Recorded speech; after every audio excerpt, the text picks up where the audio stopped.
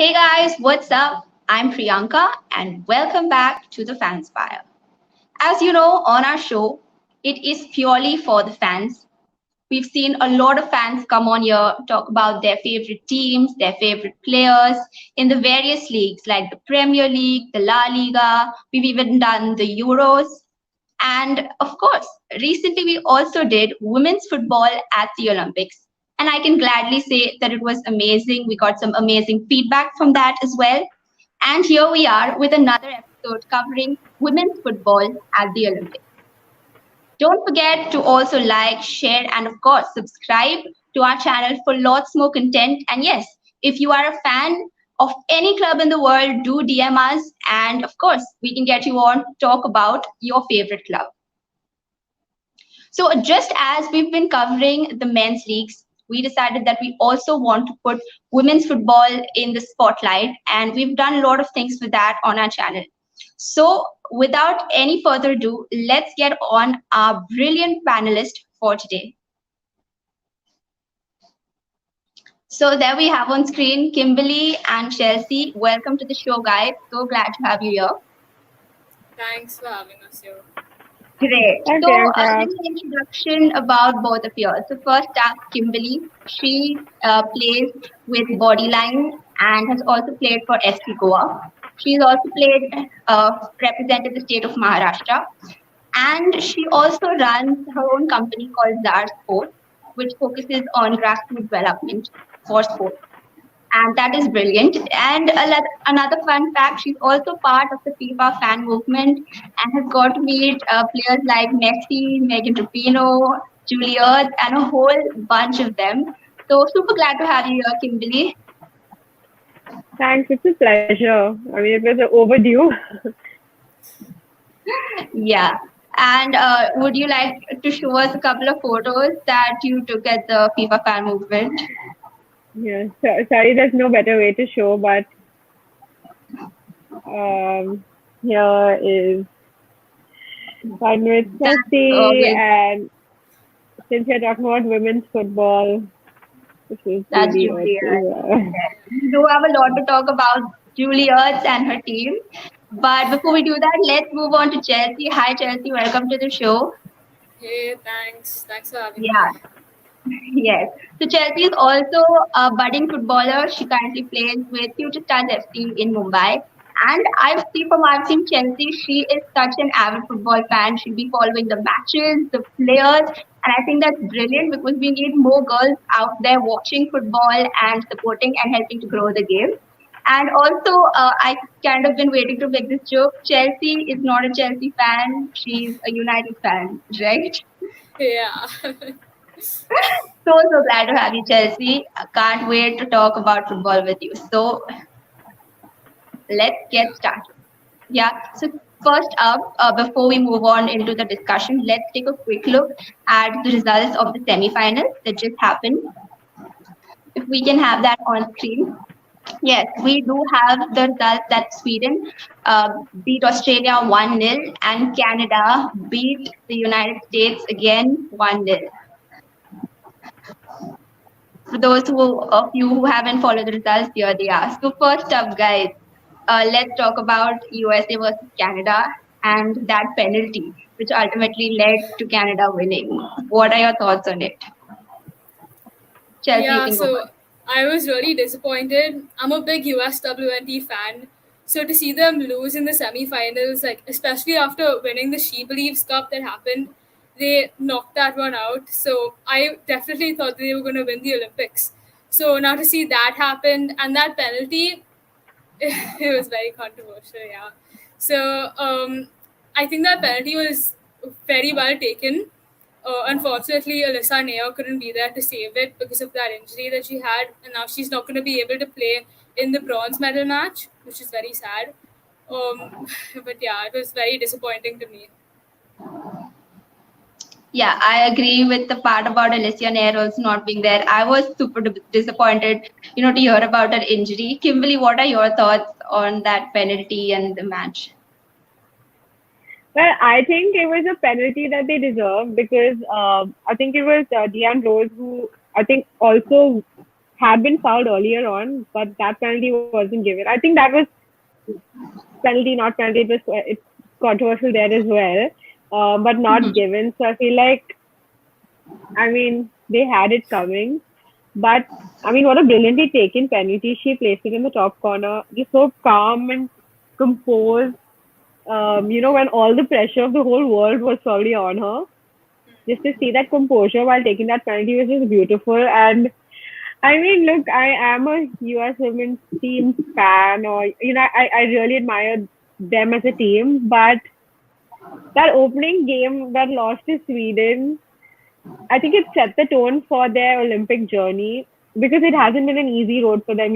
Like I think their quarterfinal match also wasn't an easy win. They were taken down to penalties by the Netherlands and won, on penalties. So yeah, they won the She Believes Cup, but I feel like their Olympic journey has been quite tricky for them. It's been.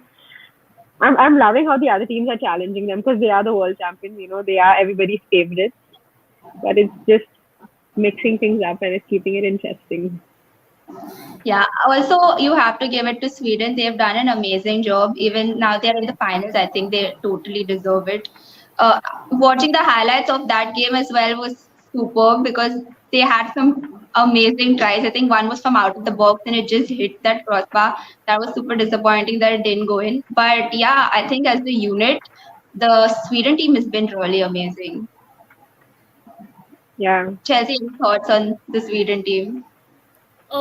They've had an unbeaten run right now, so I think that's amazing. Definitely playing really well. The goal that they scored against Australia, it wasn't the best finish, but it went into the net, so that was good. Yeah, the Australian team also had a few really good shots on goal, but unfortunately none of them went in. But yeah, it was a good game.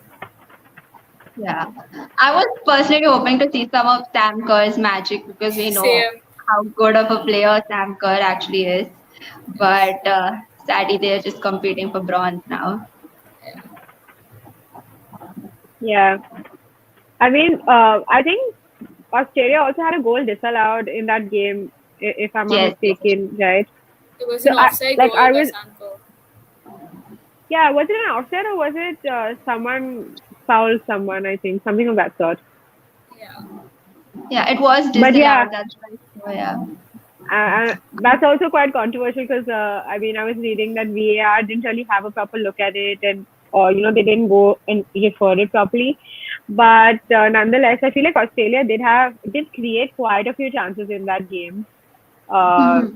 to be honest, but I mean like good game all in all. Yeah. I'm just excited for that final now. Yeah, Yeah. and of course, VAR, as you mentioned, wreaking havoc everywhere, whether it's in the Premier League or now at the Olympics. There's always some controversial calls by VAR, which it shouldn't Yeah. be. But yeah, there we go. Also, in terms, a lot of people on social media were talking about USA's coaches, choices. Like he Yeah. has the likes of Alex Morgan, Tobin Heath, Kristen Press, Megan Rapinoe. That's a scary front line, and the fact that they attacked so much in the Canada game but still didn't manage to get a goal, I think that was really sad. Yeah. Like, what do you all think about that? Um, there are these veterans that are playing right now, but I don't think they're as hungry as the younger players might be. Like Katrina Macario, she only played 6 minutes the entire tournament that she was there at the Olympics, which is really sad because she's such young talent. I think what Vlatko needs to do is bring younger players who are more hungry. Like in the NWSL, you have Trinity Rodman and Sophia Smith and all these young talented players that I think he needs to bring in and show their talent. Mhm. I think one to add to that list would be Midge Purse. I think Yes, she's been definitely. just phenomenal for Sky Blue FC. She's absolutely killing it. And I hope to see her in the national team soon. But don't you think it's more of like choosing experience, because these players have been into almost every major tournament? They've played multiple World Cups, multiple Olympics, so maybe he was looking for like a kind of experienced roster to go along Yeah, with it. yeah, maybe he was, but didn't show the results that they were looking for, which is really sad.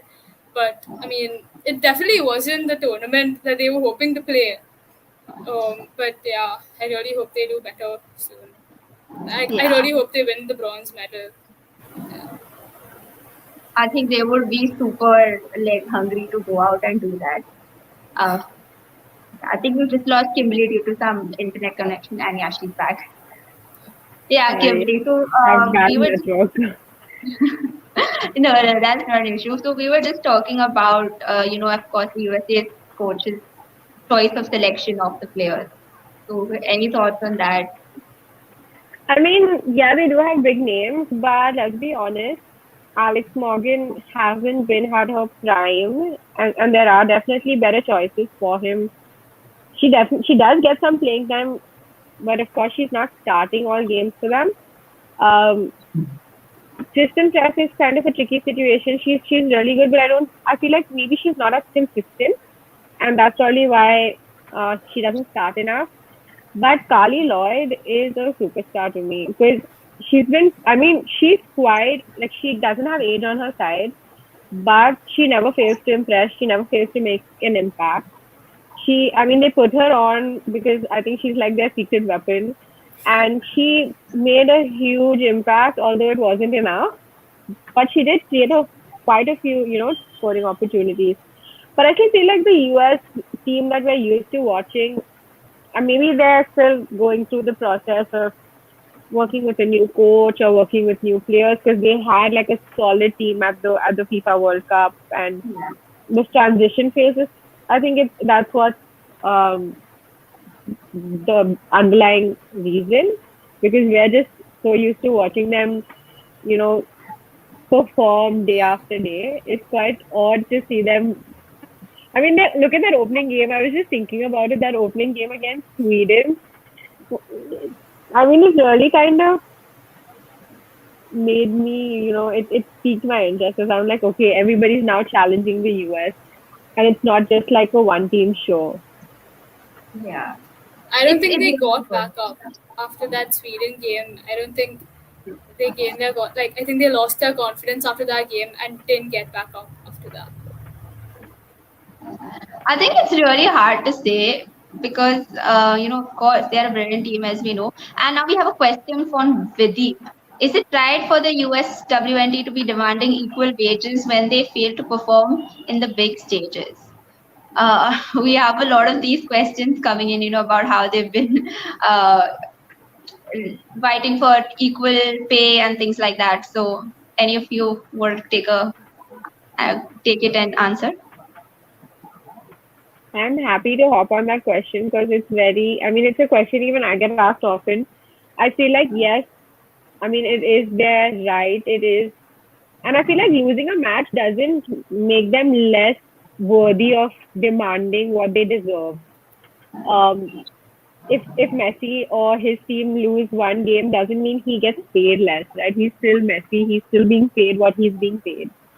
So for me, equal pay is a different conversation, but I feel like the women are fighting for their rights, are fighting to be paid what they deserve, and rightly so. They do deserve it, and they have all the right to fight for that. So I don't feel like any loss in any specific tournament or any bad performances should define that, because let's be honest, you and I are all watching women's football because of the US women's national team, because of the history that they are writing.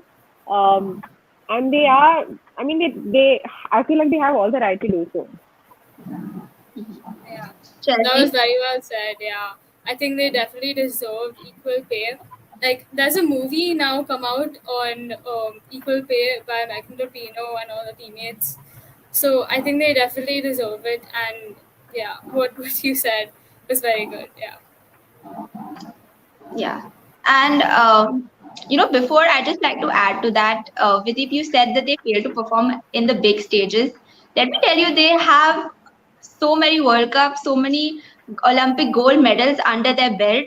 For the past 10 to 20 years, that team has been exceptional. They've been performing on all the big stages. So I just think this one loss, shouldn't be considered as that much of a big one, and they failing at a big stage because they have come up, they have won so many numerous World Cups. Okay, and another question by him is, but isn't women's sport less competitive? Even fails to generate the necessary viewership. I would love to take that head on. First of all, no, it is not less competitive. Women are playing at the Olympics, so are the men. It's equal competition. They're both playing at the Olympics. So I really don't see how you're saying it's less competitive. If you were to tell me cricket was less competitive, I'd agree, because look at the amount of countries that play cricket as a sport. But yet you have viewership there. That's because people have pumped in the money. People have put investment. People have, there are brands that are sponsoring cricket. That's what's lacking in women's sport. There's nobody who's wanting to invest that amount of money. There's nobody who's wanting to take that leap of faith and really just invest in women's sport. Because as soon as you start investing, as soon as you start broadcasting it on TV, that's when people are going to actually watch it. Once people watch it, that's when brands are going to come and sponsor. So it's kind of like a vicious cycle. Somebody needs to start, right? Somebody needs to take that leap of faith and kind of break that cycle, because everybody's waiting for maybe the women to perform, but the women are performing. Look at the viewership that the women's game has. The FIFA Women's World Cup had record-breaking viewerships, and it's just, I mean, like I said, they're scripting history. So I fail to understand how people still say that women can't, even ask for, forget equal pay, or like, but can't demand for their rights. And I can't understand how you can say it's not competitive when both women and men are playing at the Olympics. It just, as fans, I think we need to be more supportive of the women, because that's doing our part. True. Yeah, and before I come to you, Chelsea. As you rightly said, they did generate much more viewership than than the men's as well in the last two Olympics. And the last two World Cup finals that they played. Right now I don't have the exact stats, but it was actually a fact. And in terms of being not that competitive, let me tell you, there are women who have also scored bicycle kicks in tournaments, but nobody has made so much of a noise about it as when Cristiano Ronaldo scores a bicycle kick. And so if you want to do check out, there's Sam Kerr who has scored bicycles in the NWSL. Go do check that out and watch women's football, and then I think you won't be complaining that it's not that competitive. Yeah, and over to you, Chelsea. Your thoughts on this? Yeah, so women's football, you have the NWSL and the WSL, which I'm staying up till like 1 a.m. in the morning to watch on Discord. And I'm trying to get as many people in my family as I can to start watching these games. Like, I told my entire family, just like, come watch the game because we like need the viewership and all. So, Yeah, I Big think up that's to you, Chelsea. yeah. That's yeah, what we need. those That's games are definitely a lot what we of need. fun to watch. Yeah. I think good And news is that they're streaming it on, I think, YouTube this season. I think the NWSL or the WSL have struck a deal with YouTube or BT Sport or something of that sort. So we're going to be able to stream and watch the matches.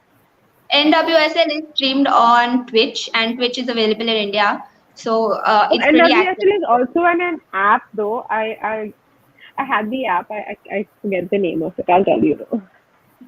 Yeah, there are a lot of ways to watch it. It's not that it's completely inaccessible. And I think we do have a little bit of a fun question from Joshua. So about Netherlands, Mira Mavivi and Myanmar should play for Arsenal's men team. Looking at her form compared to the rest of the Arsenal strikers. Kivri, Definitely. Kivri, I know you're a Arsenal fan, right? Yeah, I watch the Arsenal women's team. Also, I do follow the Arsenal men's team. I feel it's transition phase for them. They are doing some business now. I mean, I'd love to see her play for the men's team. Why not? That would be Why not? amazing. She's such a good player. Yeah, she definitely is. Definitely, definitely. Have to agree. I was sad to see Netherlands go out because they obviously had so much talent there. Yeah. It was sad to see the top scorer at the Olympics miss that penalty, which was really sad. Yeah. Yeah. Talking about the penalties and the misses, I just want to bring up Christine Sinclair from Canada. She missed that penalty in the last match, and I'm so glad to see her in the final because people are saying that it may be her last game, that she may be close to retirement, but she has been an absolute legend for Canada. I have to give Yes. that to her. Yeah, she has really set the tone for Canada, and she's quite the legend. You very rightly said. She's inspired generations of girls to play not only in Canada but around the world. She's quite a inspiration as well. She True. was going to take the penalty in the match the other day, but Jess Fleming took it. I think she didn't want to take the penalty against the girl that she was practicing against because Christine Sinclair and Adriana Franch play on the same Right. team in Portland. So, yeah. Yeah, yeah. You did mention that a lot of even we saw Lindsay Horan and Christine Sinclair after the match, two teammates. Just before we move on to the next segment, since we're talking about Canada, I would love to mention Stephanie LeBay, Canada's goalkeeper. I think she's been really good. Like even last match, she was out there saving penalties. Even this match, she managed to save quite a few of those shots that you saw the US women's team taking at the goal. They did take quite a few Yeah, shots on goal that she managed to save pretty well. Yeah, definitely yeah, shout out especially to in the her. second half. Hmm. Yeah. And Canada's defense also, I think they did plan tactically to play defensive and it did work in their favor. So big up to Yeah, I them. think the US went all out the second half. They threw everything they had at Canada. So, I'm sure they had some strategy. I'm sure they knew that was coming because, like you rightly said, yeah, the US have like big guns, not only in their front line, but throughout their whole team. They're a team of legends, and it's always nerve wracking to play against a team like that, I'm sure. Um, but for Canada to stick to it and beat them, not even taking them to penalties, but to beat them in regulation time, I mean, no matter, I know it was a penalty and Chelsea thinks it was controversial and all of that, but they beat them nonetheless. So, Yeah. Yeah. I think the USWNT didn't play such a great tactical game. Like the midfield was really easy to play through, and there are big players like Alex Morgan and Rose Lavelle is really like she's a very skillful player, and I don't think she really showed that in some of the matches. And as well as Alex Morgan, like you said, she was not in top form. I think she isn't Mhm. in her prime right now. So Yeah.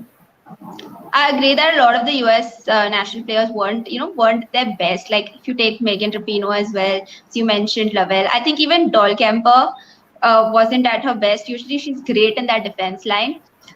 So now, before we move on to talk about the upcoming bronze medal match and of course gold and silver, that's what everyone's competing for. I want to know a little bit about how did you all get into watching women's football because we know it's not been that accessible for us. Not a lot of people follow it. So just a little quick story about how you started following the women's football. So I wanted to like read books about football because I really like reading. So I was looking on Amazon one day like for books to read, and I saw this book about Alex Morgan, and I had heard something about like USA and its soccer team and everything. And I was like, okay, let me buy this book and read it. So I bought it and I read it. I was really, really interested in not only her like, but the national team story and all. So I started following them and I started watching matches and highlight games. And I just got really into it because it's a great team, like the things that they've done. And so then I started following them and doing, yeah. Yeah, yeah, that's brilliant. for me, I feel like I've always played football, and unfortunately, growing up, we didn't really have female football icons to kind of look up to. But then, thanks to the internet and the numerous connections it brings. I feel like that's what exposed me to the world of women's football, and then I kind of went digging to find out ways to watch what was happening in the world, to kind of just stay updated with the teams and who's playing where, and for me also I feel like the US women's national team really kind of just created an uproar for women's football, and that's when everybody kind of got interested in actually what women's football was about, and you know made everybody kind of even do some research and start to follow it. But I've always been very passionate about women's football, and I like you said in the beginning, I work to provide opportunities for women in football, and so I kind of just wanted to also stay up to date and learn from what's happening in countries that have national teams that are playing at the highest levels, so that we can start working to develop football in India, so that young girls like Chelsea have some sort of pathway to actually pursue a career if they ever want to. Yeah. I think both of your stories are really nice. I hope a lot more girls keep on, supporting. This is the Fanspire small initiative to actually kind of create content, get the word out that yes, we love talking about women's sport too, and it should be done more. But let's quickly move on to talking about the upcoming matches. If we can have the fixtures on screen and just take a quick look at who's playing who. Yes, as you can see, Australia is playing United States for the bronze medal, and Sweden versus Canada in that final for the gold. Okay, so quickly, let's get your thoughts on. Let's go for the bronze medal match first. USA versus Australia. What are you guys thinking about the match? After trying to predict the USA versus Canada match, I don't think I can predict anything anymore. So I don't know. Maybe 2-1. I think the USWNT will win the bronze medal. Yeah, I think that might be my score prediction right now. You never know what's gonna happen in these type of matches. Yeah, that's true. We do predictions just for fun and just hope that they, they can come right for us. Similarly, you.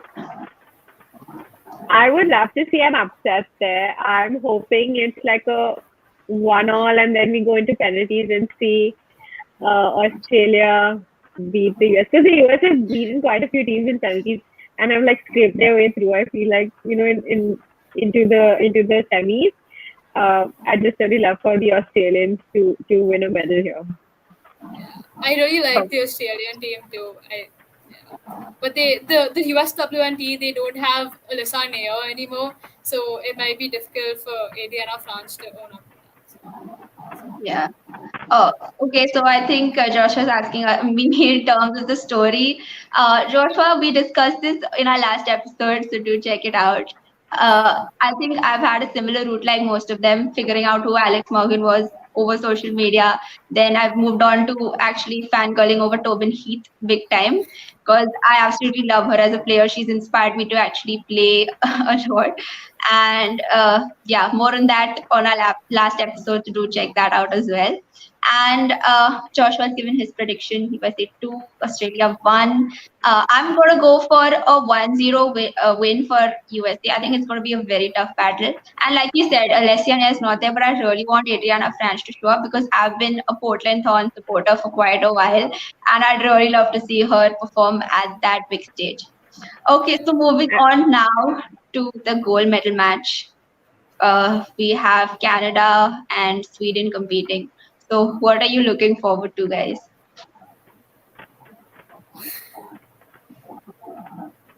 Before y'all get into that, I feel like I'm going to come after both of y'all if Australia win that bronze medal, because both of y'all have predicted the US. We'll see. Yeah. So I think Sweden 2-0. I'm not sure anymore. I don't know what to predict now. Yeah, but I'm looking forward to seeing that match. Yeah.